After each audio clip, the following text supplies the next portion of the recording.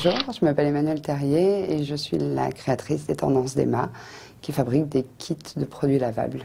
Alors les kits de produits lavables, c'est des kits qui permettent de reproduire à l'identique ce qu'on fait d'habitude avec le jetable.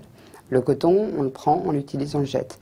Mais là, avec nos kits, on va faire exactement la même chose. Vous avez une petite boîte pour mettre les produits quand ils sont propres, un filet qui sert de poubelle, qui va ensuite directement dans la machine à laver. Et derrière, on prend, on utilise, on jette. Nous, on ne va pas engendrer des difficultés supplémentaires si vous passez à l'écologie. Bien au contraire, vous vous rendrez compte que l'écologie, elle est à portée de main. Alors, les carrés démaquillants, on considère qu'on va pouvoir les laver à peu près 300 fois avant qu'ils soient plus utilisables.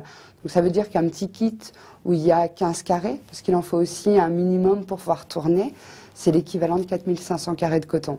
Un kit avec 20 carrés, c'est l'équivalent de 6000 cotons. Donc c'est des économies entre 180 et 250 euros pour un produit qui coûte 30 euros. On est Made in France parce que tous les produits sont coupés, cousus en France, dans une démarche de réinsertion, donc par des détenus et par des gens qui sont handicapés, qui travaillent dans des centres d'ateliers protégés. Par contre, on a plusieurs matières. On a le coton bio, on a le bambou et on a l'eucalyptus. On sait très bien que le bambou, le coton bio ou l'eucalyptus, ça ne se trouve pas en France. Donc quand on doit aller le chercher à l'étranger, il faut faire attention à comment on va le chercher et pourquoi. Donc ce qui était important pour nous, c'est d'avoir une vraie démarche de commerce équitable jusqu'au bout et d'acheter tous nos produits, même s'ils viennent de l'étranger, en France, dans une démarche de commerce équitable.